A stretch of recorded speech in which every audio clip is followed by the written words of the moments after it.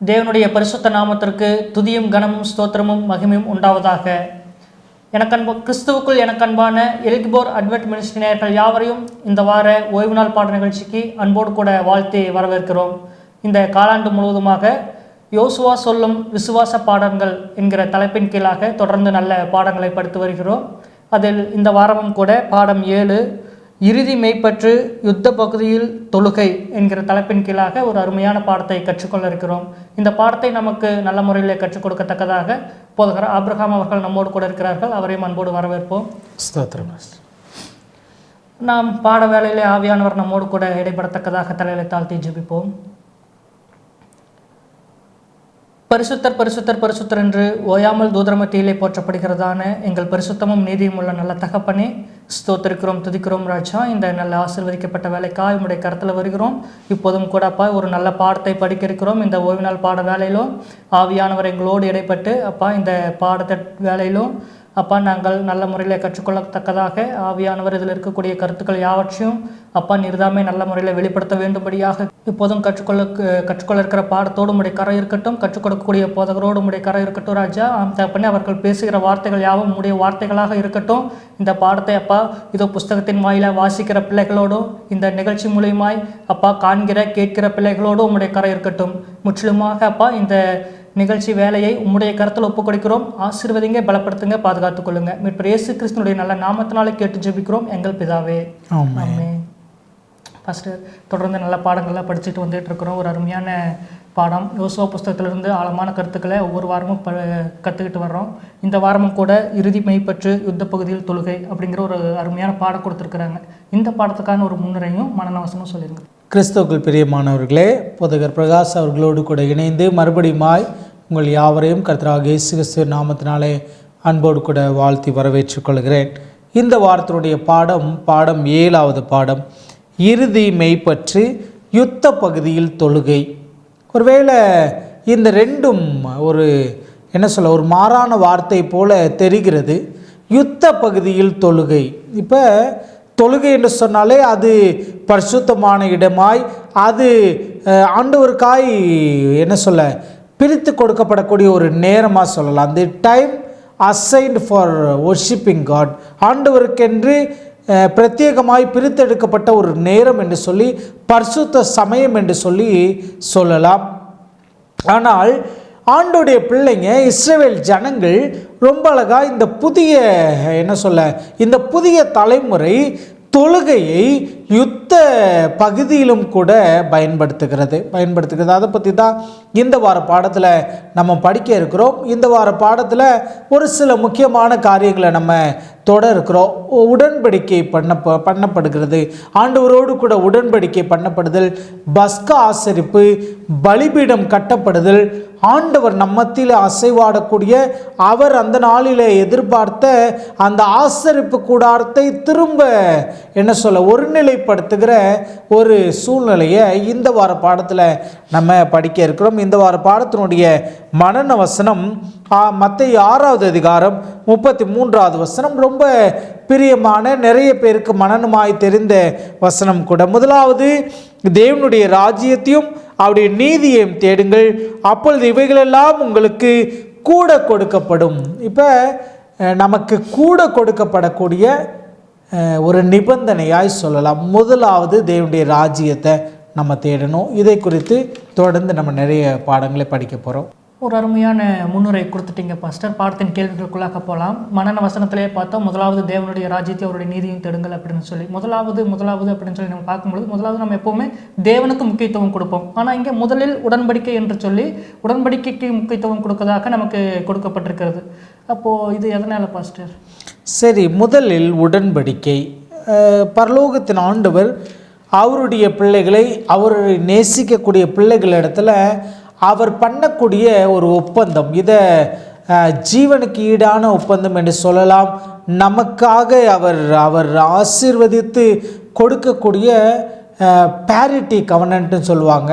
மேல்நிலையில் இருக்கக்கூடியவங்க இறங்கி வந்து கீழ்நிலையில் இருக்கக்கூடியவங்களோடு பண்ணக்கூடிய ஒரு ஒப்பந்தம். யோசுவா 5வது அதிகாரம் 1-7 வசனத்தை நம்ம வாசித்தோம் என்று சொன்னால், இஸ்ரவேல் புத்திரர் கடந்து தீருமளவும் கர்த்தர் யோர்தானின் தண்ணீரை அவர்களுக்கு முன்பாக வற்றி போக பண்ணினதை, யோர்தானுக்கு மேல்கரையில் குடியிருந்த எமோரியரின் சகல ராஜாக்களும் சமுத்திரத்தருகே குடியிருந்த கானானியரின் சகல ராஜாக்களும் கேட்டது முதற்கொண்டு அவர்கள் இருதயம் கரைந்து இஸ்ரவேல் புத்திரருக்கு முன்பாக சோர்ந்து போனார்கள். அக்காலத்தில் கர்த்தர் யோசுவாவை நோக்கி, நீ கருக்கான கத்தியினால் உண்டாக்கி திரும்ப இரண்டாம் விசை இஸ்ரவேல் புத்திரருக்கு விருத்த சேதனம் பண்ணு என்றார். அப்பொழுது யோசுவா கருக்கான கத்தியை உண்டாக்கி இஸ்ரவேல் புத்திரரை ஆர்லோத் மேட்டிலே விருத்த சேதனம் பண்ணினான். இப்போ உடன்படிக்கை, விருத்த சேதன உடன்படிக்கை. இப்போ ஆண்டவருடைய பிள்ளைகளுக்கு ஆண்டவர் இந்த விருத்த சேதனத்தை கட்டளையிடுகிறார். விருத்த சேதனம் அந்த நாட்களில் ஞானஸ்நானத்திற்கு ஒப்பீடாய் நம்ம காண முடியும். விருத்த சேதனத்தை ஆண் பிள்ளைகளுக்கு பண்ணும்படியாய் ஆண்டவர் கட்டளை கொடுத்திருந்தார். இது காலப்போக்கில் இருக்கக்கூடிய சூழ்நிலையில் இந்த புதிய தலைமுறைக்கு ஆண்டவர் இதை நினைப்பூட்டுகிறார். விருத்த சேதனம் செய்யும்படியாய் ஒரு புது கத்தியை செய்து இந்த புதிய தலைமுறைக்கு விருத்த சேதனம் செய்யும்படியாய் கட்டளையிடுகிறார். இதே பவுலாரும் கூட கலாத்தியர் புஸ்தகத்தில் இந்த காரியத்தை குறித்து பேசுகிறார்.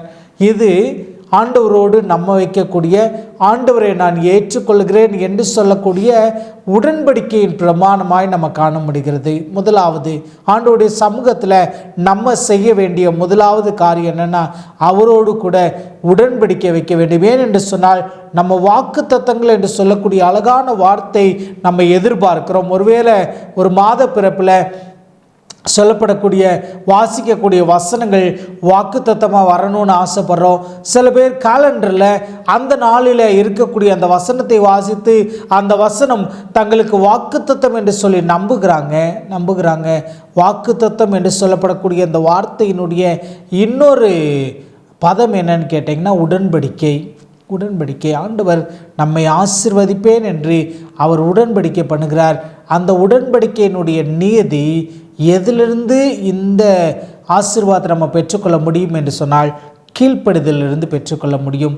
முதலாவது தேவனுடைய ராஜ்யத்தையும் அவருடைய நீதியையும் தேடுங்கள் என்று சொன்னால், ராஜ்யமும் நீதியும் என்று சொன்னால் அவர் கொடுத்திருக்கிற பிரமாணங்கள், அவர் நம்மோடு பண்ணக்கூடிய உடன்படிக்கை, அந்த உடன்படிக்கையினுடைய ப்ரீ ரிக்வெஸ்ட் நியதிகள் எல்லாமே சேர்ந்தது தான் உடன்படிக்கை. முதலாவது உடன்படிக்கையை நம்ம என்ன செய்யணும்?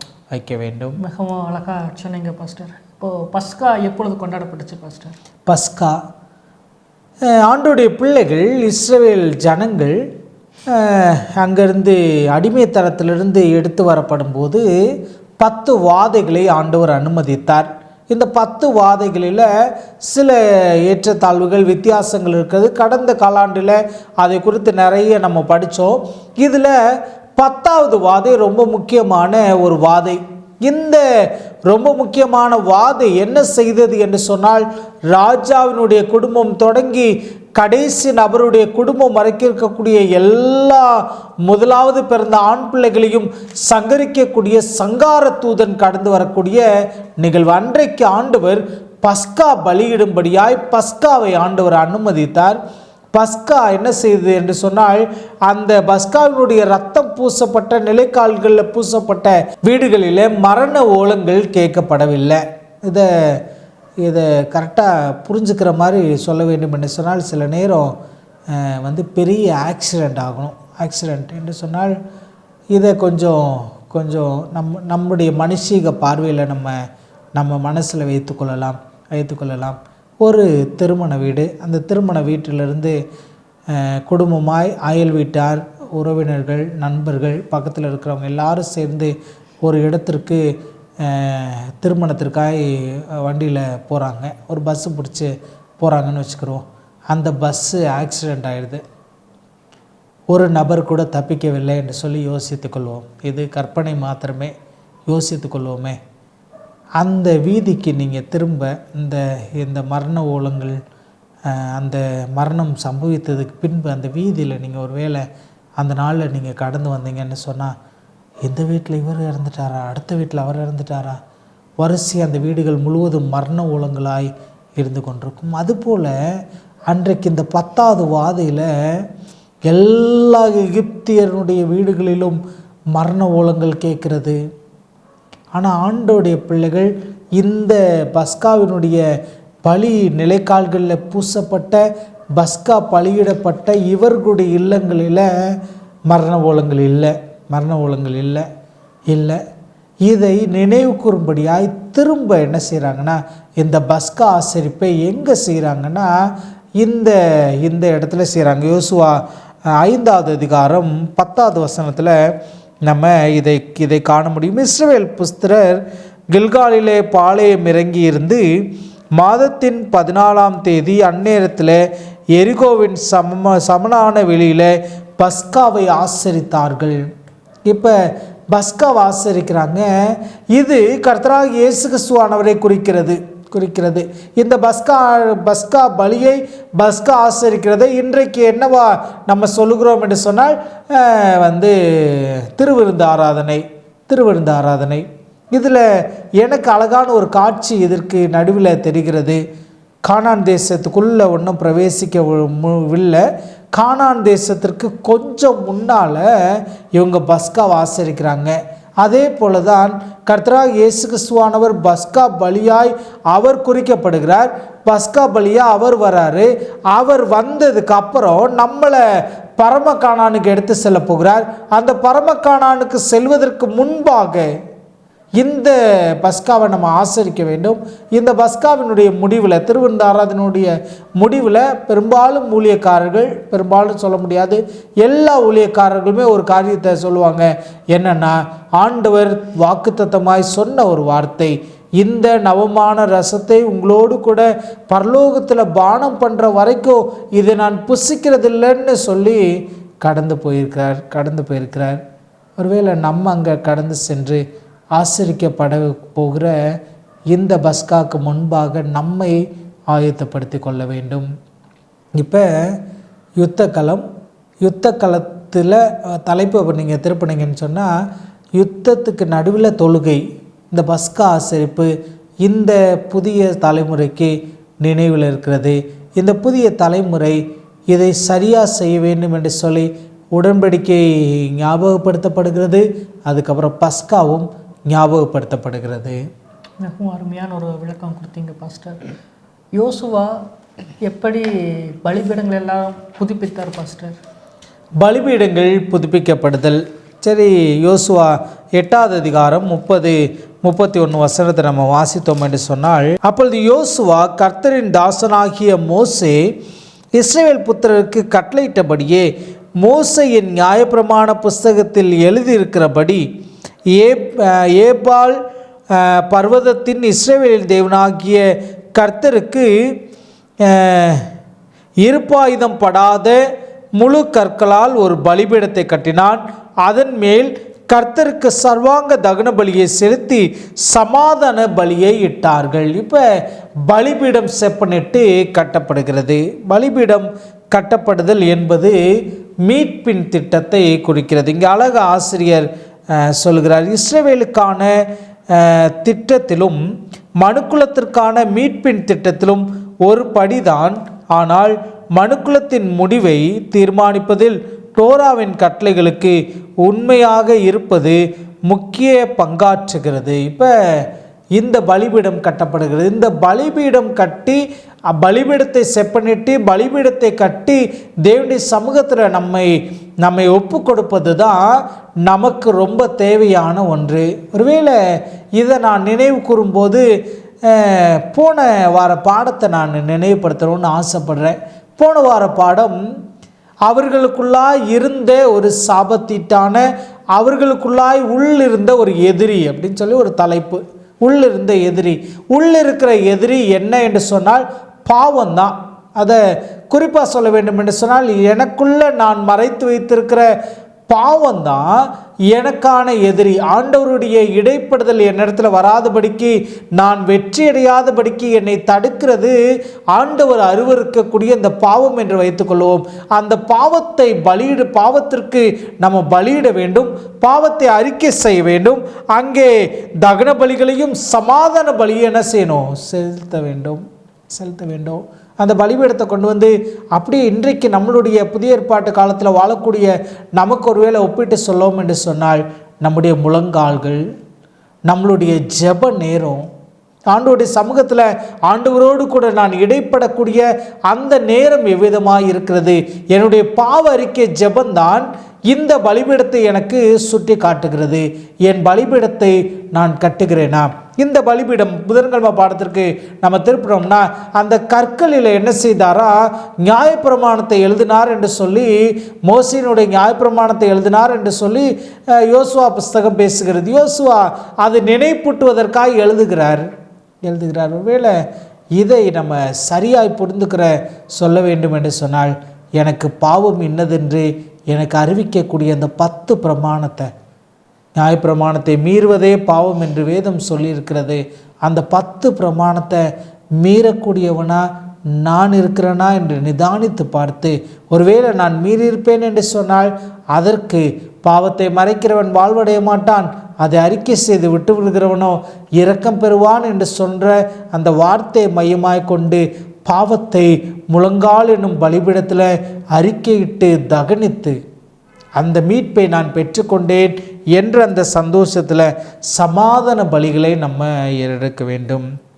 வெற்றிகள் தீர்மானிக்கப்படுவதற்கு உங்களிடத்தில் என்னிடத்தில் ஆண்டவர் எதிர்பார்க்கிறது இந்த பலிபீடம் செப்பனிடப்படுதல். ஒருவேளை நம்முடைய அட்வென்டிஸ் திருச்சபையும் கூட ஜிசியிலிருந்து இந்த ஒரு தீர்மானத்தை நிறைவேற்றி குடும்ப ஜெபங்கள் இன்றைக்கி குறைவுபடுகிறது என்று சொல்லி ஒரு டிபார்ட்மெண்ட்டே வச்சுருக்கிறாங்க. பலிபீட தண்டைக்கு திரும்புவோம் என்று சொல்லப்படக்கூடிய அழகான ஒரு டிபார்ட்மெண்ட் வச்சுருக்கிறாங்க. ஆயினுடைய தோல்வி இவங்களுக்கு நிறைய படிப்பினைகளை கற்றுக் கொடுத்தது. ஆயி பட்டணத்தில் இவர்கள் கண்ட அந்த தோல்வி, அங்கே ஆண்டவருடைய கண்களுக்கு மறைவாக எதுவுமே இல்லை என்பதை காட்டத்தக்கதாய் எந்த குடும்பம் யார் செஞ்சாங்களோ அவனுடைய வீட்டில் ஆண்டவர் காட்டி கொடுத்தார்.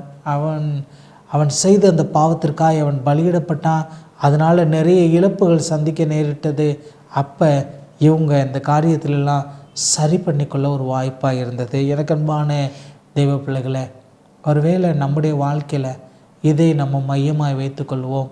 ஒவ்வொரு நாளினுடைய காலையிலையும் இல்லை இரவில் தூங்க போவதற்கு முன்பாக நான் ஏறெடுக்கக்கூடிய ஜெபம், அந்த நாளை நான் திருப்பி பார்த்து என்னெல்லாம் பாவம் செய்தேன், அறிந்தோ அறியாமலோ தெரிந்தோ தெரியாமலோ செய்த எல்லா பாவங்களுக்கும் வருந்தி தேவனுடைய சமூகத்தில் முழங்கால் படியிட்டு, ஒருவேளை அந்த பாவம் டார்லிங் சின்னா தொடர்ந்து செய்யப்படக்கூடிய பாவமாய் அல்ல, தேவனுடைய சமூகத்தில் அறிக்கை செய்து விட்டுவிட பிரயாசப்படக்கூடியதாய் நம்ம பிரயாசப்பட ஆண்டவர் அழைக்கிறார். பார்த்தின் கேள்விகள் எல்லாத்துக்குமே பதில் சொல்லிட்டீங்க. கடைசியாக அவரது பிரசன்னத்தை ஏன் நம்ம வாஞ்சிக்கணும் பாஸ்டர்?